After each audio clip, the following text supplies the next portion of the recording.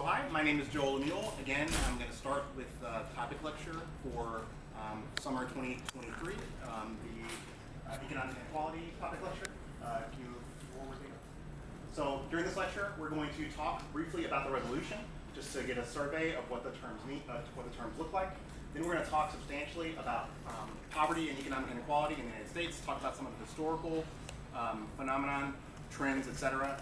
And then we're going to go back and analyze the key terms in the resolution, starting with the stem of fiscal redistribution, then moving specifically to the mechanisms provided in the resolution of the federal jobs guarantee, expanding Social Security, and finally basic income. And after that, we're going to talk substantially about basic income because that's actually the affirmative that's in the packet that you all will be debating this summer. Okay, so the resolution. The United States federal government should substantially increase its fiscal redistribution in the United States. The United States federal government should substantially increase its fiscal redistribution within the United States, not other places, by adopting one of the following: a federal jobs guarantee, expanding Social Security, and or providing basic income. So for now, what you should just write down is fiscal redistribution, jobs guarantee, Social Security, and basic income.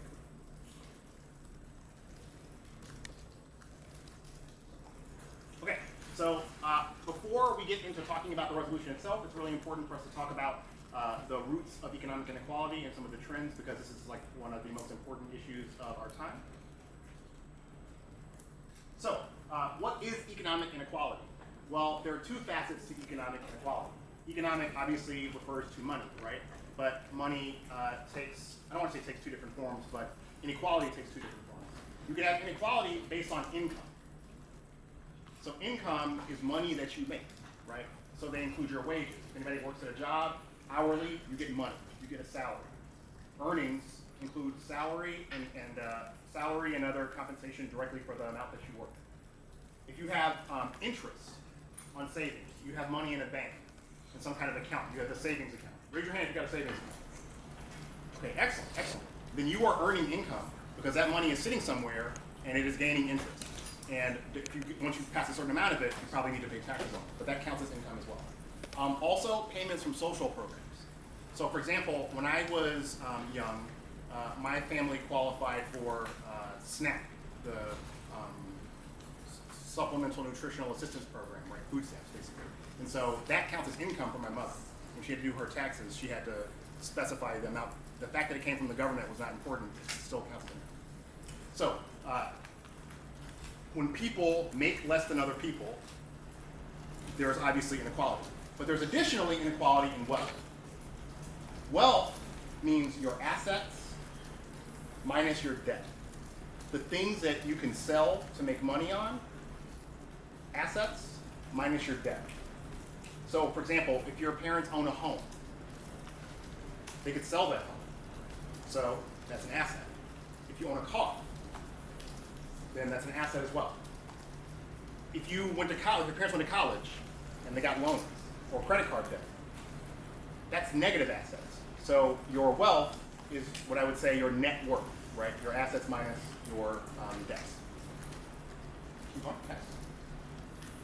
And so, big picture, both wealth and income inequality in the United States is significant already, and sadly it's getting worse. Wealth and income inequality in the United States are significant, and they are increasing.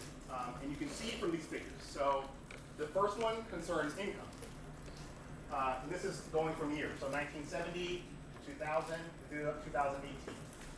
Upper income is the top bar. Middle income is the orange bar. And then lower income is the bottom light green bar, right? And as you can see, this bar is barely changing from 1970 to 2018. Maybe the amount of money has changed, it's accounting for inflation, but basically the overall amount of money that low income people have is it's gone up, but barely gone up. Whereas if you look at these bars, this bar is almost twice the size. When you look at overall aggregate income, so like if we just took all the income in America and we looked at it like a pie, and we divided the pie between the percentage the higher income versus lower income, what you see is that starting in 1970, the majority of the income in America was the middle class, people in the middle part, and the lowest income level is very low, right? But still, people in the middle have more wealth than the people at the top. But over time, those numbers, these things start to intersect, and around here, this is probably around 2008 when we had the Great Recession. Finally, for the first time in history, the top income holders, they make more than the people in the middle and the people at the bottom combined. So this is a nexus point of, this is like extreme inequality in terms of income. And it's getting worse since then. If we look at wealth, it's even worse. The gap in wealth in this country is obscene. It's like really disgusting, and it's only getting worse. I literally can't tell the difference between this line and this line. It maybe got a little bit better here, but by here, it's even worse. It's almost back there. And these, I mean, this is 3 times, triple. So it's very easy in a picture, you can see kind of what's happening. But this wasn't always the case. Obviously, we've had a problem with economic inequality in this nation since its founding, right? And we can talk about some of the reasons for that. But I would say that at a certain point, the United States got serious about tackling economic inequality. The Great Depression happened. We've had other economic downturns. At certain points, this nation thought that poverty was something that needed to be addressed, and so it invested resources in redistributing wealth and income in order to address people's needs. And you can see when those efforts kind of stalled out and things got worse. So here you can see in income, red. The fact that these lines are close together does not mean that people are making the same. This is about like how much their income increased. So even though there was inequality, people were gaining at around the same rate. When people with more money went up, people with less money went up at the same time. So everybody is gaining, not at the same rate, but they're all gaining. But here you can start to see it branch out. And now it's ridiculous. That red line is super, super high, and the blue line is barely going up at all.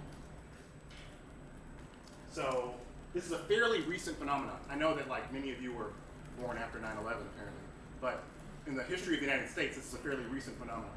So when people tell you this can't be addressed, it's like, well, how can it be addressed? It just recently happened, right? So what are the policies that have produced it? How do we address it? So talking about wealth inequality. Wealth inequality, like I showed you, has been getting worse, but very recently, from 2019 to 2021, wealth inequality in this country dropped a little bit. It narrowed just a little bit. Why do you think that is? What happened in 2019 to 2020? Yes? Before COVID happened, and I know we had like historically low interest rates on loans. Okay, so there was a pandemic. The pandemic, what were the economics? So one implication of the pandemic was that interest rates went down for loans. But generally, when interest rates go down, it means that if you have a lot of money to invest, you make more money, right? So on its face, although that's good for the economy, it's not necessarily something that would reduce inequality, right? I have no money to invest, just letting y'all know. I barely have enough money to cover my expenses. And if things go badly for me, at work, I might be asking y'all for help in like 3 months. So, and I'm doing okay, if that makes sense, right? But I don't really have that kind of money to invest. So sure, you would think that actually would increase economic inequality, if that makes sense, because it's supposed to help investors. What else happened during the pandemic that was financial? Yes? People lost their jobs. Okay, a lot of people lost their jobs or could not work at all, or were laid off, or the businesses shut down, right? And so what happened? How did those people survive? Yes? There were stimulus packages. There was what? Stimulus packages. Stimmies. Y'all know what a stimulus check was? What's a stimulus check? What was a stimulus check? What does that mean? Money from the government. What happened? Yeah.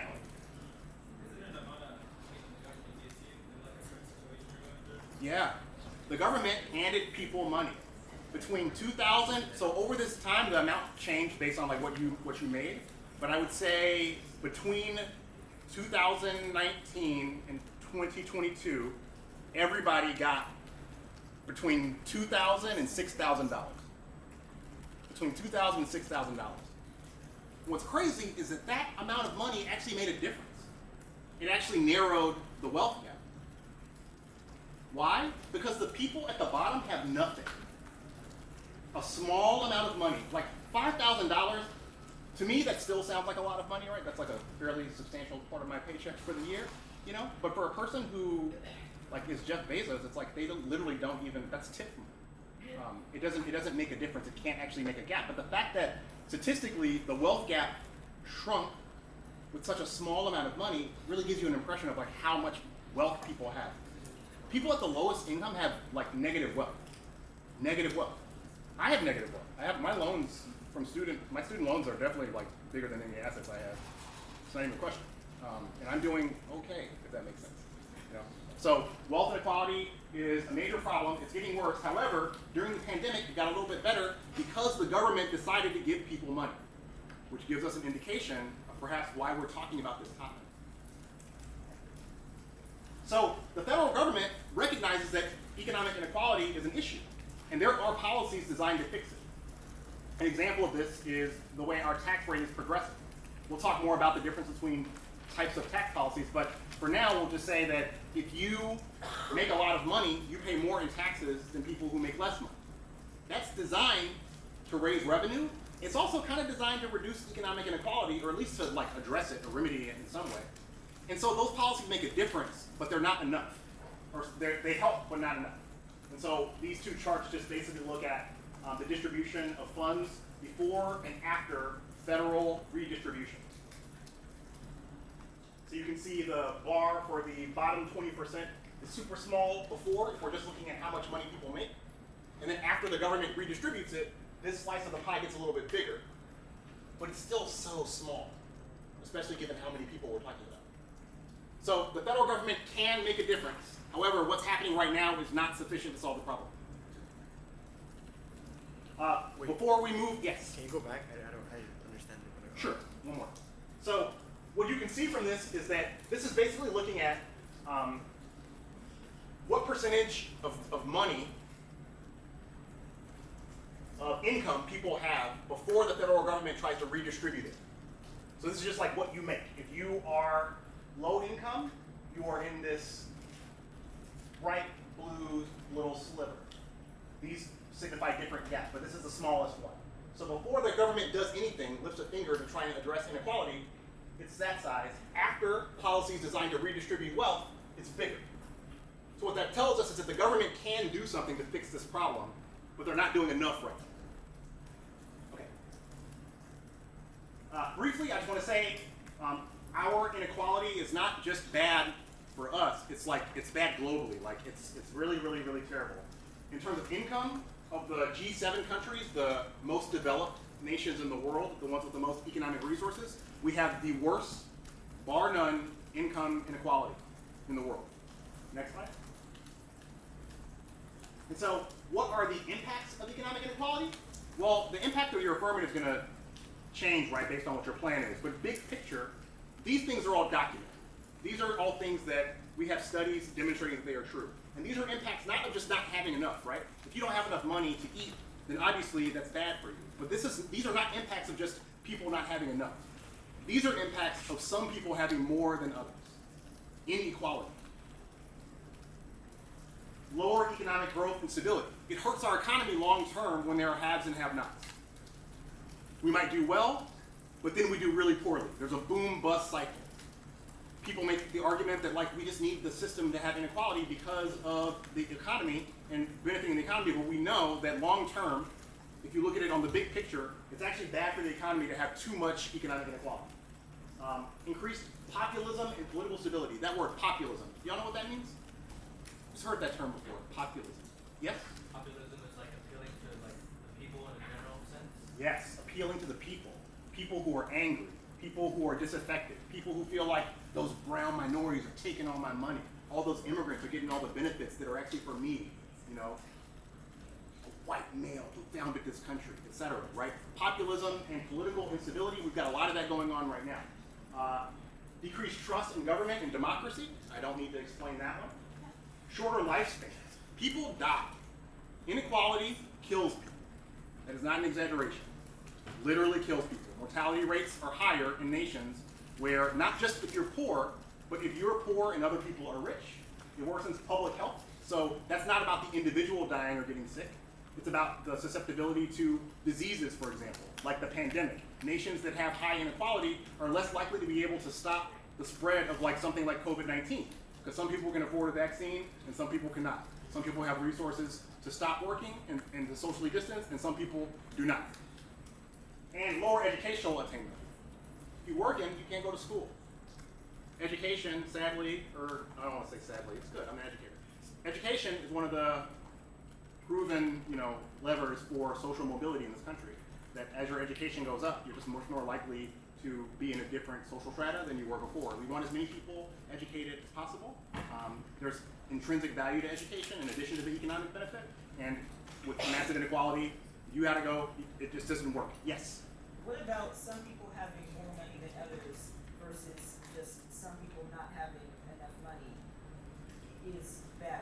Like how is particularly, yeah. I guess what I'm trying to say is, for the purposes of this lecture, I don't have time to go through each study, but if it's on this list, it's not about just not having enough. It's demonstrated that inequality has a correlation with this. So nations with higher gaps in wealth have worse all of these things. Okay? So, key terms in the resolution. Fiscal redistribution, that's the stem. All of these things have to be ways of doing this. You have to first be fiscal redistribution, and these are the ways in which you can be fiscal redistribution. So what does that mean? Fiscal basically means related to taxes and revenue in government. Fiscal means revenue for government, so it has something to do with taxes. Redistribution is exactly what it sounds like. There was a distribution. I'm going to take it and then redistribute it.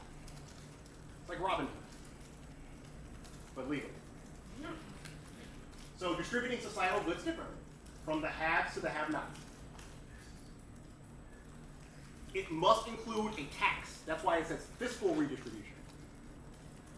The government taxes you, takes that money, and then transfers it to a different group of people.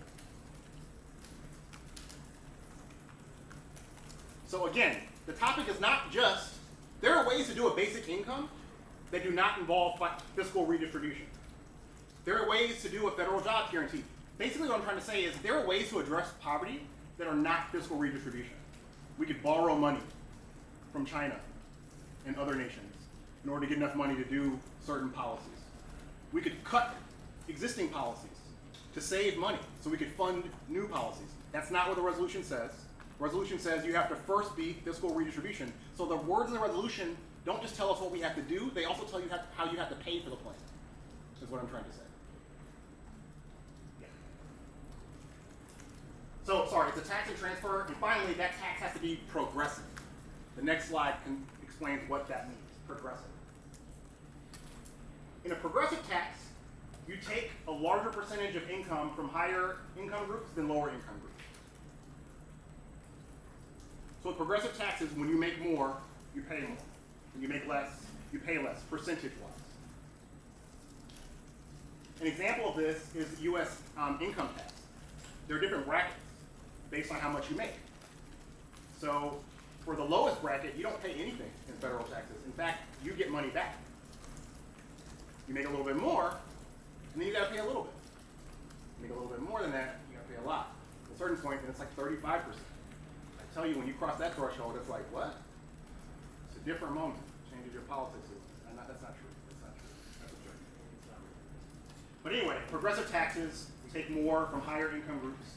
And so it kind of looks like this if you look at the, on one side, income level, on the other side, the percentage of income tax paid. Progressive tax is only one way of taxing. Proportional taxes just say it's flat. You're going to pay 10% of your income regardless. Sorry, that's not true. That's not what I meant to say. A proportional tax basically is manipulated in certain ways so that the percentage of the money that they get matches what you make. But the other form of tax is next. Regressive. Yes, regressive taxes. A regressive tax takes a larger percentage of income from lower income groups than higher income groups. I know that sounds crazy. Like, why would you do that? Why would you take more money from people who are relatively poor than people who are higher? Well, we do that. An example of that. Say again? Sales tax. Yeah, sales tax, for example. Sales taxes. Because they're flat. If you buy a Coke, I don't know, what's the tax? 9%? Right? 9% for like a really, really rich person for like a soda that they're probably not going to buy because they shop at Whole Foods. It's going to be generating less money than it is for somebody who's low income, right? If you pay the same thing and you make less money, then that tax is going to be regressive. So sales tax is an example of a regressive tax. Another is payroll tax. So that if you work before you even get your check, they take money from you and it pays for certain things. We'll talk about what those government programs are. The payroll taxes are also regressive. And so we should have a conversation about, the conversation of the resolution is not just should we tax, but it's like how should we tax? Who should we tax and in what way? Next. So what are the different ways that the government can increase its tax revenue? Because we've said that the resolution requires you to tax, to take money, and then redistribute that. So before we get into the redistribution, let's talk about what are the ways in which you could generate money. Every affirmative has to have an idea of how this works. You might not specify it in your plan, you might not even have a card for it, but you need to give some thought to it because money just does not come out of nowhere. So what are the ways in which they can increase tax revenue? Well, they can increase existing tax rates. So let's say there are brackets, right? There's a bracket for 35%. Like how much money, what percentage of your, if you make, let's say, if your income is between here and here, you pay 35% of your salary in taxes. One way is to just say, now you're going to pay 40% of your salary in taxes. So take the brackets and just increase the amounts that you're going to pay. I don't know about that. As somebody who works, I don't know about that. I need it every time. But I'm just keeping it real. That's one way of doing it. Another way is to introduce a new tax. So tax something that was not previously taxed. Are there things that are tax-free that you can do in this economy? Are there any left? Like what? Yes. I can breathe for free. You can breathe for free. For now. For now, right? My mom is from Texas, Dallas, Texas. And in Texas, you don't pay tax on food. California, you don't either. Oh, is that true? I did No not know. sales tax on food. That's interesting. I did not know that. Unless it's ready to eat. From a restaurant, I see. So restaurants are different, but if you go to a grocery store and you buy food, there is no sales tax. correct. Okay. Medical So, care systems, yeah. those are fairly tax-free. So the government can just increase tax, like they can tax something that was not taxed before.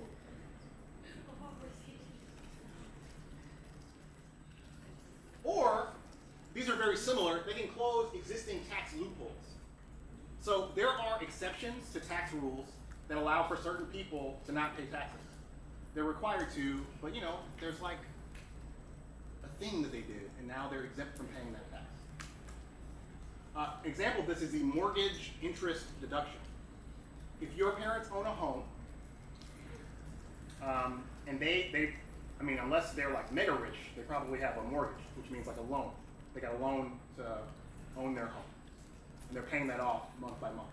And every month they have to pay a little bit of the principal of that loan and a little bit of the interest, right? The bank is making money. And so the interest that you pay off, the government allows you to deduct. Our government says if you own a home, you're going to have to pay interest on the loan. And if you're doing that, we're just going to give that money back to you because we like you. You're a homeowner, we love you, keep that money. Yes? It is not a tax credit deduction. You don't get taxed on that money. So you So- don't pay 10, 15, 20% on that. Agreed. It is not a credit. Agreed. I guess, but yeah, true. I guess what I'm talking, but it's an example of a loophole. So what I'm trying to say is that changing that rule will generate revenue. So that's an example of something the government can do that is not passing a new tax, but essentially allowing for people who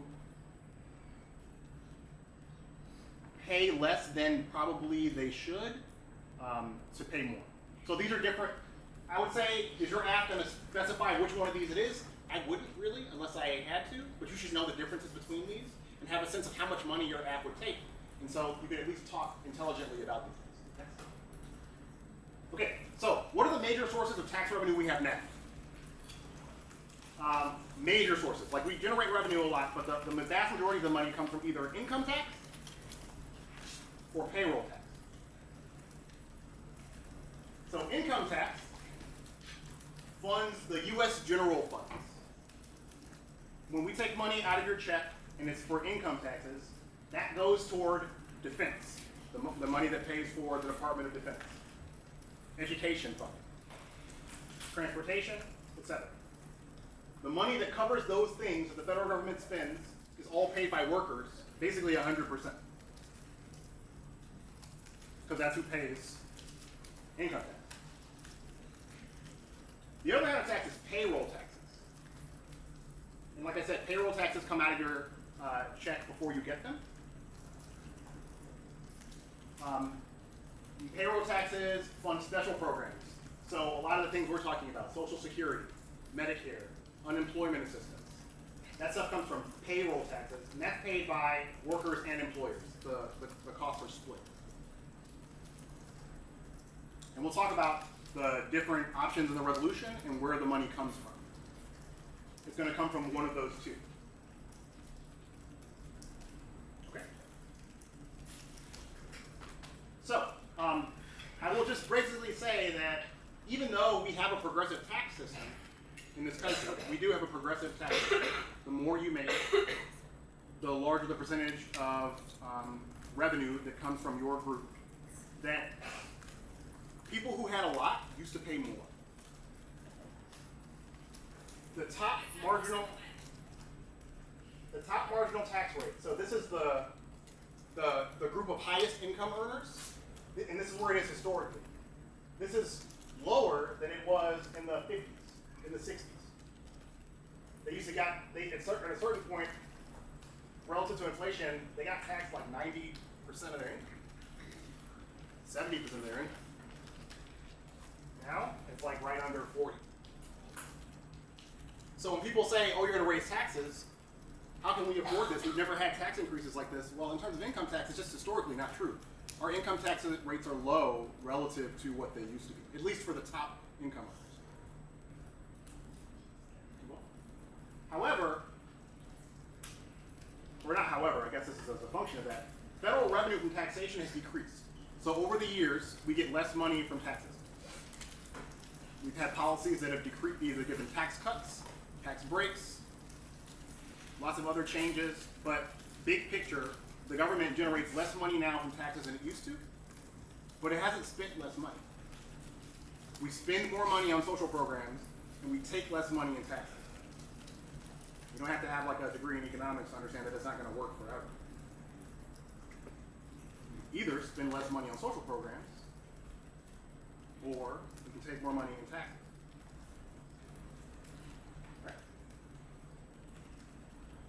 And just relatively, right, when we're talking about the econ DA, or you're having debates about what is the impact of higher taxes, how do you like put it in perspective? Well, if you compare the United States to other relatively economically advanced nations, if you compare GDP is like the total amount of money that their economy generates, their gross domestic product. If you look at what people pay in taxes to how big your economy is, the United States is like super low. Super low. Nations below it, Ireland, Chile, and Mexico. So we don't pay that much in taxes, relatively. We've just never gotten used to it, which is why people are so upset about it. You know, but we can make an argument that like it's possible if you just look at other nations by comparison. Right. Next. So, big picture. Resolutions asking the affirmative to propose a progressive tax and transfer funds generated by that tax to lower income individuals. A regressive tax is not topical. You cannot take income from the masses and generate it to people up high. That's not really how it works. Next. It's okay, you'll get the slides. That's actually a restatement of what I said like 3 slides ago. Or 3 times in different slides. So what are the ways that the government can transfer resources? We know they have to transfer wealth from the rich to the less fortunate. And so how do you do that? Well, there are 5 categories, but there are 2 main categories. First is what we call in-kind benefits. That's a phrase you should just put in quotations and understand. Somebody says in-kind benefits, what they mean is not cash. I'm giving you a benefit in kind of food, or a benefit in kind of housing. It's goods and services directly that you will use, not money. The vast majority of federal assistance to low-income individuals is in-kind benefit. Healthcare in the form of Medicare. They pay your doctor for services that you get. They don't give that money to you, they give it to your doctor. SNAP, like I mentioned before, food stamps. The grocery store gets the money, you get the food. Section 8, housing vouchers. Whoever your landlord is gets the rent, the money from the voucher, not you. So, another way of transfer is cash transfer. Provides money directly. They just cut you a check. You're free to spend it how you want to spend it. There are no strings attached to it. An example of this is Social Security. We'll talk more in depth about it, but at a certain age, everybody is entitled to a check from the government. It's like a Social Security program. They just give you assistance. You can spend that money however you want.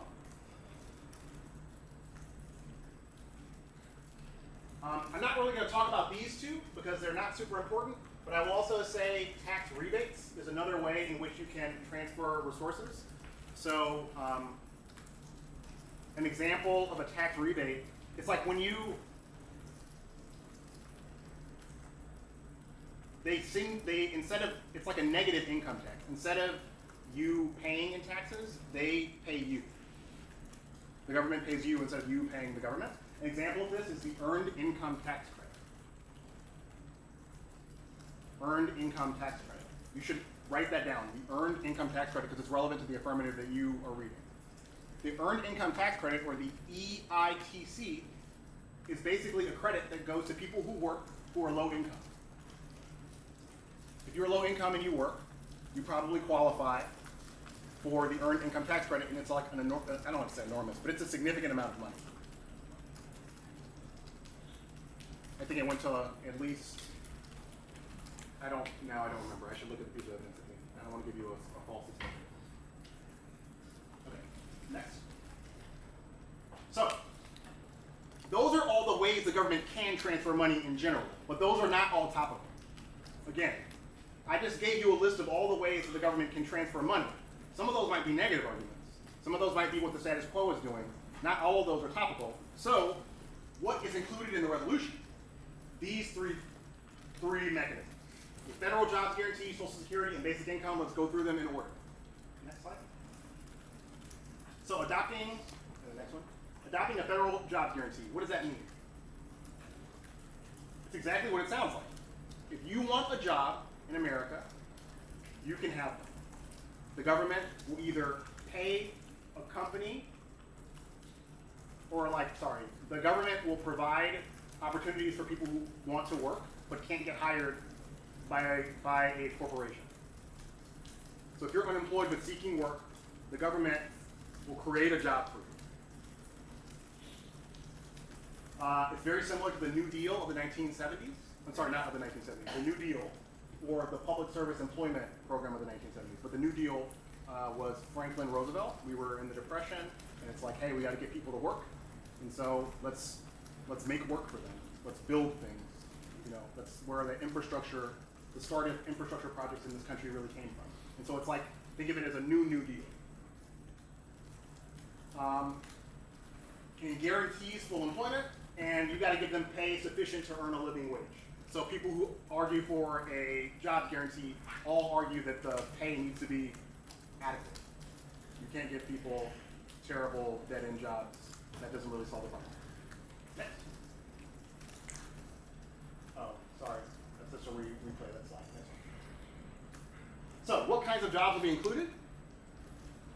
It could be anything, but if we're just looking at the evidence that we found over the summer, like what kinds of apps to predict, what kinds of new industries would be developed, well, they're in three main categories. Environmental care, so people who are going to be stewards of nature, you're going to have advantages based on greening the earth, preventing either climate change, preventing biodiversity destruction, et cetera, and so forth. People generating a generation with a consciousness of the environment. Community care, so that's going to be about.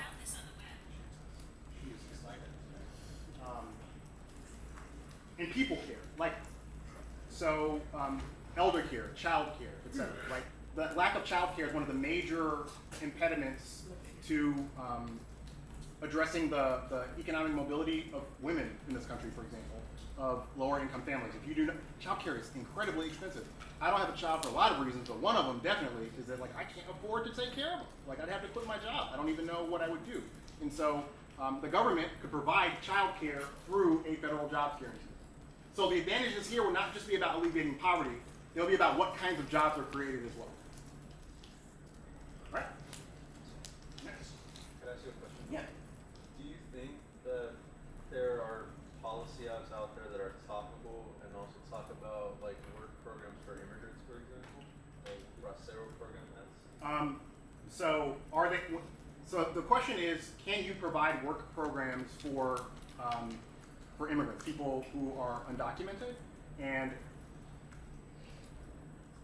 there's nothing in the resolution, I don't think, that would preclude those affirmatives. You could have a debate about topicality, but I don't think the evidence is very strong there.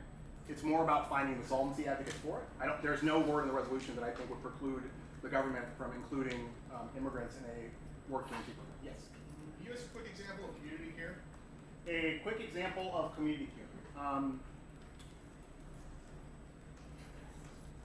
A lot of nonprofits, like a lot of nonprofit work. I mean, to be perfectly frank, like LAMDL is actually kind of a pretty good example of community care. Yeah, hold on. There is a candidate here. Yes. In the blue shirt. Yeah. Would it be topical for FJG affirmative to guarantee jobs for only a specific subset of the population, or does it have to be universal?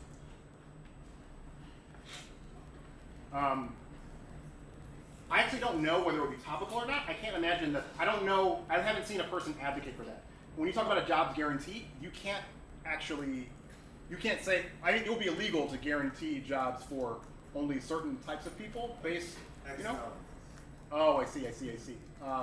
The thing is, I actually don't know whether that would be topical or not. I actually haven't even seen people make that argument at debate camps. But it does sound more to me like you would have a universal jobs guarantee, and then those would be advantages of them. I don't know. I haven't seen, the fact that I haven't seen affirmatives like that makes me think that there's no evidence for it. But I don't know that it's not topical. Was there a question, Jen? Well, it wasn't a question, but like the community care stuff, sometimes people have lumped in public works, like, You mean like a merit court? well, social work, but also like waste management stuff. Oh, I see. So services that are actually provided by the government, like sanitation, Utilities. yeah, things I would say are public goods, things that affect everybody. Then the government will be responsible for taking care of those. You could invest resources in having people work those jobs. Yes. How do you think the job guarantee would affect like our capitalistic society? That's a bold question. I believe that I don't know how to answer that question without derailing us. Can I address that question at the end? Okay, I will come back to it. I promise. Next. So drawbacks and objections. What are some of the negative arguments you might think? Drawbacks and objections to a federal jobs guarantee. What do y'all think? Other than obviously it advances our money-hungry capitalistic society. That's obviously a problem with every app. Yes. It'd increase inflation. Okay, it might increase inflation. Raise your hand if you've heard the word inflation before. Raise your hand if you know what it means. You're sure you know what it means. Okay. Inflation basically looks at the relative price of a good over time. So let's say I want to buy a house, and that house costs $100,000. And then 5 years from now, that house costs $130,000. The price of that house, the value of that home is inflated over time. But it's not just assets like that, it's also like goods like milk, groceries, everything, right? So we're looking at prices are not stable over time, or they don't have to be. Sometimes they fluctuate a lot, and as the price of a good goes up, but your income has not gone up, you are poorer than you were before. And so as inflation goes up, your buying power goes down. And so any policy that increases inflation is going to be bad for poor people. Not necessarily worse, it does more bad than good, but it's not going to be good. So inflation's one. Another reason? Federal jobs guarantee might be bad? Yeah. What you mentioned before, if government spending increases and the money we receive in taxes stays the same, the government might not be able to keep up with all these improvements. Okay, it's incredibly expensive. And there are many ways in which that can play out. Just the overall price tag of it is bad. Yeah. Unions. Unions? What do you mean by that? I have an objection to that. Really. When you get, actually just can you like another sentence? What do you mean? Like unions might object why? Because there's some people that are contractually employed in certain places. I see. And so if you say, oh, I'm gonna guarantee a job to other people. I got you. You say like, well, there's other people who are contracted. That makes sense. I hadn't included the word unions. Can you go to the next slide in the list? But this is actually what we included. So it's expensive. It might cause inflation. It might hurt industries, but I should also say it might hurt unions as well, workers as well, right? So it hurts both the people who employ. It might hurt the people who employ workers, right? Because now you can get, this government job that might sound like really fun, like working in community care, et cetera, as opposed to working where you were before. Or workers who are already there, you've negotiated with your employer, but now the overall environment in which you negotiated has changed. Yeah. Collective bargaining agreement. Yeah, no, I totally get you. It's a little complicated. The last argument here might be fake jobs. A lot of people say government's creating jobs, like these jobs, if they're not already here, they don't need to be done. Why we want to create busy work for you? Who likes busy work? Nobody. Who likes busy work when you have to pay for it? Who likes paying for somebody else's busy work? I definitely don't like to do that. Right. Okay. The final thing is that it's difficult to administer, right? It's a whole, you have to have a whole government department, a whole set of regulations to determine who qualifies. Everybody qualifies technically, but like where do they get placed, et cetera. It's kind of complicated. Okay, next. Expanding Social Security. Next slide. So what is Social Security? What is Social Security? I'm sure everybody's heard of the term before, but what does it mean? It is financial benefits, direct cash payments to three categories of individuals. Retirees, people who are over the age of 65, disabled individuals, so if you have a legally recognized disability, then you qualify for Social Security. And then the survivors, by that I mean, like let's say my mother actually was married to somebody who was in the service and he died, and so she gets his Social Security in addition to her own Social Security. So 65 million people receive Social Security benefits every year, and that was actually of 2020. But the biggest chunk of that is retirement benefits, like by far. 2/3 of it, more than that. And Social Security benefits are funded by payroll tax.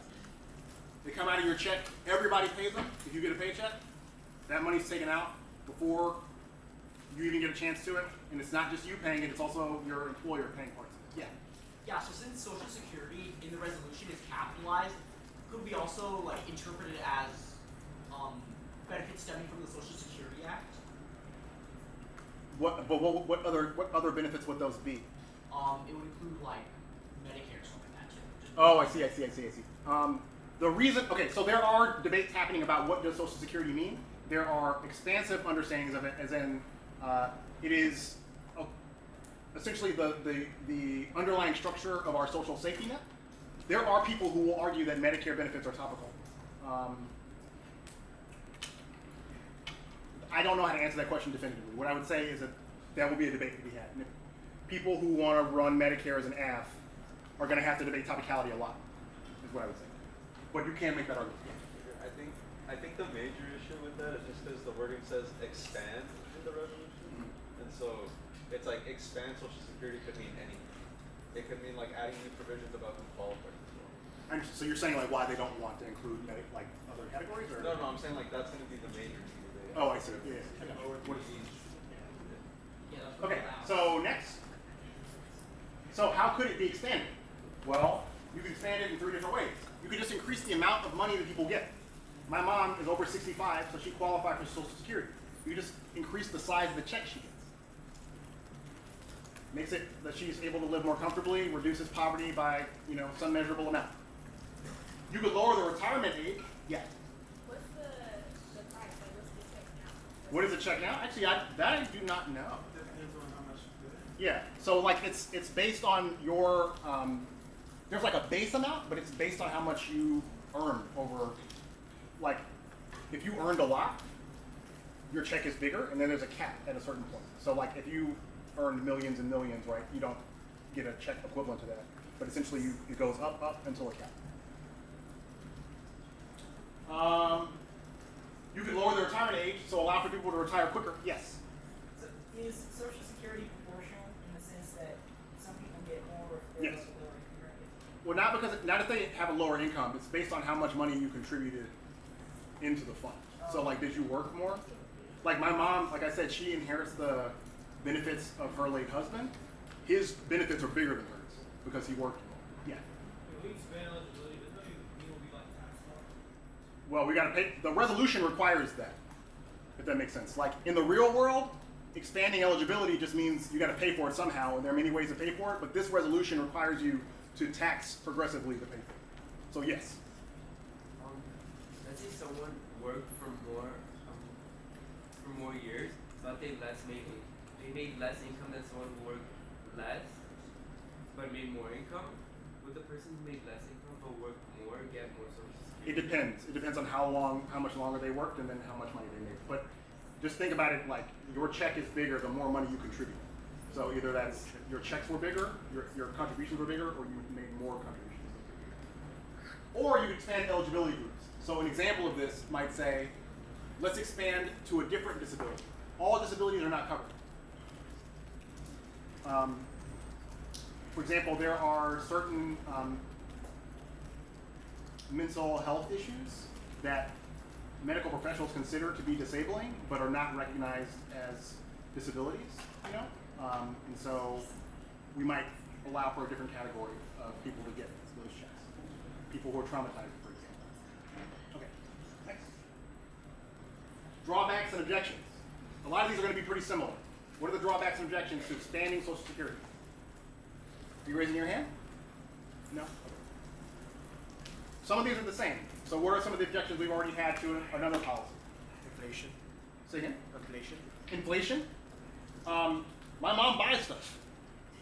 You give her more money, she's gonna buy more stuff. The people who sell the stuff are like, I can charge more now. Anytime you increase, you give cash payments to people, there's a chance that inflation will go up because they have more money. So inflation. Anything else? Yes. This is kind of like a spitball, but like Social Security probably doesn't help like more disadvantaged people as much as it probably should, because they make less money in the working, so they have less money than Okay. they probably. Yeah. So that's definitely a fair argument. That's definitely a fair argument. So I would say that's defensive. It's like you don't address. I don't think Social Security is going to be bad for those people, right? But you could certainly make the argument that it is not the most equitable solution. Let's just go to the next slide. So for the sake of time, we'll go through. It's expensive. It might cause inflation. That's not supposed to be here. Difficult to administer. Social Security is actually fairly easy to administer. There's already a system for it. My apologies. But it might hurt businesses because people retire early. You don't know anything at 20. Businesses don't want you. You don't know anything. By the time you learn something, you're going to retire. The more that, it's like businesses, when people retire, they lose like a lot of institutional knowledge, how things go. And so, you can make an argument that it's bad for industry. Moving on. Finally, basic income. Basic income. This is the category that you're affirmative for this can't comes from. So there are two broad ways of understanding basic income, and it's important to have a slide on each of them. The first is what people call universal basic income, or UBI. Raise your hand if you've heard of a UBI before, universal basic income. Okay. Raise your hand if you heard of basic income, but not universal basic income. There's maybe like 2 hands that are not lab leaders. And that's because the concept of basic income, for most people, was popularized by Andrew Yang, who ran for president. And it was like one of, the most central ideas he had for engaging economic inequality and helping people in this country. So universal basic income is the idea that every adult will get an equal amount of money distributed periodically. Every adult. Every adult. I don't care what you do. It's not means tested. Rich people get it, poor people get it. There are no requirements for eligibility based on working. You can decide you never want to work again. You've never worked ever. You will get a check every month for the rest of your life. It's the same amount of money. Super easy to administer. Because you give it to everybody, all you need to know is that the people exist. And an address. It's like the easiest program to administer. You don't need anybody to distinguish who gets it and who doesn't get it. It's flexible. So people who get basic income, they might still work. If you got a floor of income, let's say you got a check for $15,000 a year, and you still want to work, but maybe you just don't want to work at the job you have right now because that job sucks. You hate it. Your boss is like sexist or racist, and you want to quit, but you can't pay your bills without that job. Well, maybe if you had like $15,000 as a base, you could get a different job that pays you less, but that you like more. Or you could invest in education. Maybe you can go to graduate school. When I was in school, I got a PhD. The checks they gave me were poverty wages. The loans I have now, the reason I have no wealth at the moment, my wealth is negative, is because I wasn't making enough. But if there was a basic income, maybe I could make a choice like that and actually still not, be suffering the consequences. So it allows people to do what they want or what might be better for them. And an example, Alaska has basic income. The Alaska Permanent Fund. Everybody in Alaska right now gets around $2,000. The amount goes up, the amount goes down. But it was established, I'm not sure if it's the early 2000s, or 2004 or so. But that's been going on that's just permanent. It works. Inflation's gone down. Poverty's gone down. Example of a policy that works. And their policy is universal because everybody gets it. Next. Okay. Now this is important. Yes? So basic income, if everyone gets paid the same, wouldn't that kind of like maybe nullify the reason we have education? Can you say louder? Wouldn't it like nullify the reason we have education? So people go to college, they're Oh, I see. learn more and they I see. So would it reward people who decided not to go invest in college, right? Would it discourage people from investing in education? Perhaps. That is, and we will get to that on objections and problems with the policy. But to be clear for now, yeah, you would still get it. You don't have to go to school. It's your right. Yes? Wouldn't the new basic income just be the new net zero? The new what? Becomes a new net zero. Everybody gets the same amount of money, and inflation just replace that. Y'all some negative debaters. Y'all are being very negative right now. Which is not bad. Let's just wait a second. But yes, that's going to be a strong argument, right? Conditional basic income, though. This phrase does not exist anywhere. That's my phrase to help you understand. So in the file, you might see CBI. That stands for conditional basic income. And I'm just trying to distinguish like your plan from UBI.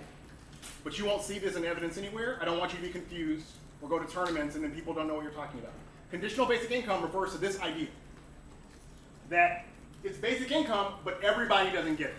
It's means tested. So if you're poor, you get it.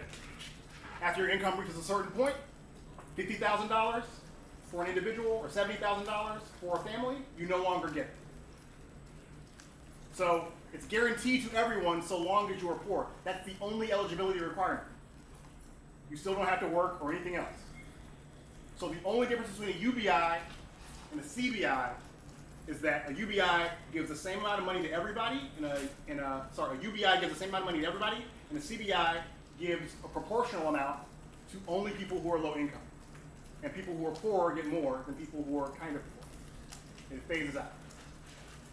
So it'll be cheaper to do because you're giving money to less people. And for that reason, it is better at addressing income inequality. When you target money for people who are poor, you're going to be better at addressing the gap between them. When you give money to Jeff Bezos, it's like, why are you doing that? For what? That's actually only making the problem worse. Yes, was there a hand in? Yeah, I just wanted to give one recent example. When the government did a conditional basic income, they just tried it for 1 year. I think it was 2021. The U.S. gave a child tax credit, and based on income levels and how many kids you had, the U.S. government provided, I think, $300 per child. Yeah. That's a great example. So it's funny. It's written about that in that way. The child income tax credit. So I will actually use that as an example when we're talking about our affirmative. Thank you. There's another example, though. There's another example that's actually pretty close to home. Stockton, California. They had what's called the basic income experiment. So this didn't go to everybody, but it was randomly selected to people in the community. People in the community got $500, and it was a basic income program. So only low-income people qualified, right? And then a certain selection of those randomly got this program. And they used that to study to see whether or not a basic income program would work. Would it decrease the number of people that worked? Would it decrease poverty? Would it increase inflation, et cetera? So there's a very close to home example. Very, very recent. All right. Next. So drawbacks and objections. Okay, bring them on. So you said inflation. Yeah, like advocates, people who critique UBI say it is by definition inflationary. If you give everybody a check for $10,000, you just raise the price of everything proportionally by that amount. You're not fixing the problem. You're just spreading our money around. It's going to cause inflation. People make that argument. There are answers, but that's one argument. Another argument that was raised in the back is that it discourages people from working. It discourages people from getting education. Why would you do it? Raise your hand if you like working. You're young, you're too young. Give it another year, Devin, you'll know. People who are wiser understand that, like, work, there are benefits to work, you know. But when it starts to feel like work, I'm like, I like my career. I don't know about like working. Anyway, so it might discourage work, might discourage people from getting education. Can you go to the next slide? I think is that all of that?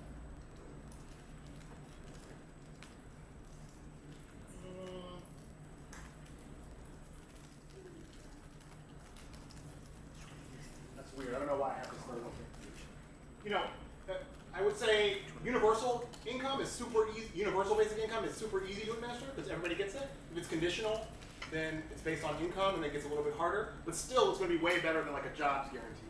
Just like not a lot of overhead. It's just easier to do. Right? Next. Okay. So I'm so sorry because I'm over time already, but I want to give you like at least a brief rundown of what is in the packet, and then like a look at your plan text so that when you get to lab you can be off and running. So this will take no more than 5 minutes, okay? All right. Starter packet includes these arguments. A conditional basic income affirmative. And you have two advantages.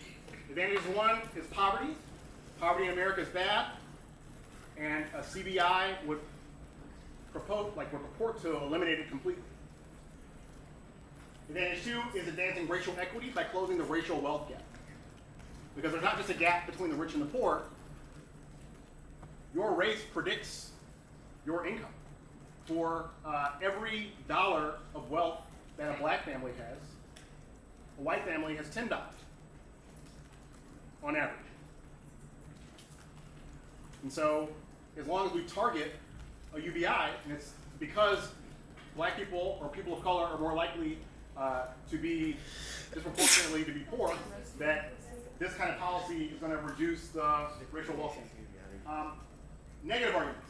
The economy disadvantage, it's mostly the inflation disadvantage, but economy, just so we're all on the same page, any fiscal redistribution will necessarily cause inflation, and that causes the government to try and reduce inflation by raising interest rates, something that somebody else made. So basically, they want to decrease investment, they want to lower the price of goods, and so they will act in a way that tries to shrink economic activity or slow down economic activity, but they go too far.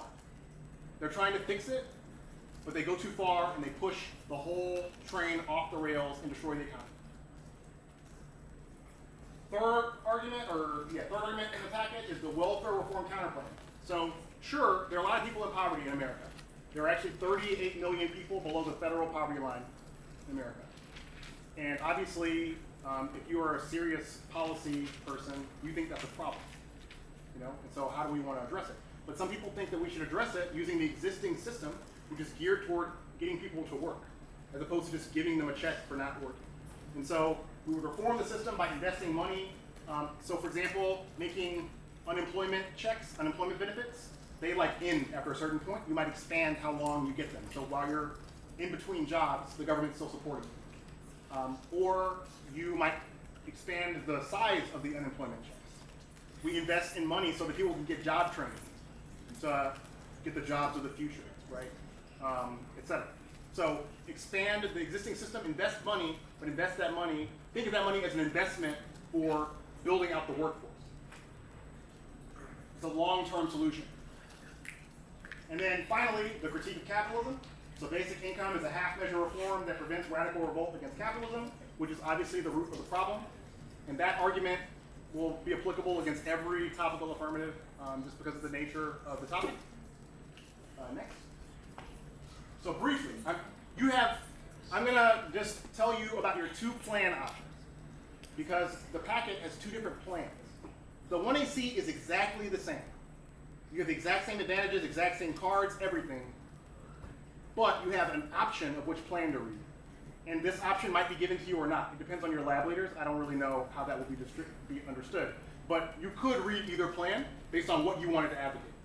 Plan 1 is just conditional basic income, as we understand it. So the United States federal government should establish conditional basic income, expanding the structure of the earned income tax credit. So there's already a tax credit that goes to people who earn money, except we would take away the requirement that you work, that you earn, and then give it to people who are low income. So at its maximum refund, it lifts a household earning $0 up to the federal poverty line. You'd go from $0 up to the federal poverty line. So that's almost that's a little bit over $13,000. The federal poverty line is between $13,000 and $14,000. With a gradual phase down beginning for households with income above $10,000. So everybody making $0 to $10,000 is going to get $13,000 basically. And then as you make more, you get less. Up until $50,000, you get 0. Families with children receive an additional grant for every child. So if you got children, that counts as a person, you get more money. Okay, next plan. All right, this plan's different. This plan is basically a UBI. It's basically a UBI, like Andrew Yang style, everybody gets the same amount of money, except some people get more money. Black people get more money. And the reason is because you think of UBI as a form of redistribution akin to reparations. It's designed to remedy the racial wealth gap very specifically. That poverty, inequality in this country is not distributed evenly among people of different races because black people were enslaved and property, they were not only were they not allowed to generate wealth, but they were a commodity used to produce wealth, right? And so income inequality is going to be bad for everybody, but it's going to be much worse for African Americans. And some people say the only way to generate that, only way to fix that is to be a targeted policy. Slavery was targeted. Everybody wasn't enslaved. Only black people were enslaved. How are you going to fix the racial wealth gap? You need a targeted policy that only gives additional money to black people. And if you want to make this argument, you can read this plan. Both advantages are going to solve for the racial wealth gap sum. But based on which plan you read, it might solve more or less, right? So there are advantages and disadvantages. I didn't want to put everybody in a position of having to advocate. Both those plans have pluses and minuses. Is kind of what I'm saying. Yeah. Okay, so you say like black people would be getting like universal income. What does it qualify to be black? That's a good question. Because I don't have cards to answer that, this is why it's an option in the packet and not the plan. You have to read. So that's a good question. What would that mean to be black? There are responses. I would say we are unable to answer that question at that level of specificity here, if that makes sense. Like you would say we can't address that with evidence. Yeah. So can you run your own neg arguments, or are you content? I believe the rules restrict you to packet-based arguments. Okay. But there are answers, like I promise you the answers we have will address both. The K, there are links to both affirmatives, the inflation DA, it all links. Yes. So why just, in order to fix the wealth gap, wouldn't you need to do this plus basic income with all minorities, not just black people? The advocates of this say that the racial wealth gap for black, I mean it's true, the racial wealth gap for black people is just, it's worse. It's way worse. It's not even close. So is there like something like this for, say like Hispanics, because they're minorities too. Given that argument, you would say, if you wanted to read this plan, you would say Hispanics will benefit disproportionately more than than white people, but they won't benefit as much as black people because slavery was a thing. Like if you want to read this app, a central argument you want to make is that like it's not equal. It was not historically equal, and so we need to address it. However, if you're more comfortable just making an argument that we should address the racial wealth gap more broadly and not specifically in African, you can read the other plan. Okay. Yes. Just loud it.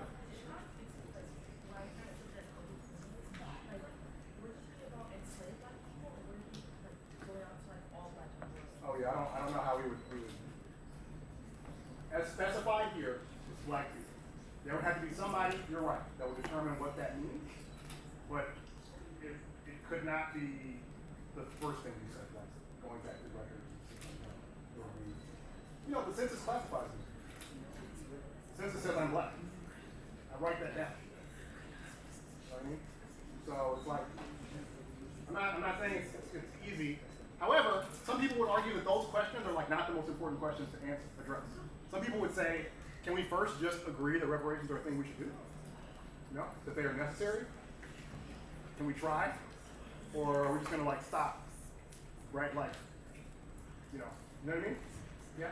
So that's the essentially the gist of the affirmative. Are there any burning questions because it's lunchtime? What do you mean exactly by like the sense is like classified? It's like a multiple choice thing. Oh, and yeah. Thank you so much. Thank you. It's not lunchtime. I'm sorry. When I say lunch, I mean lab. If you are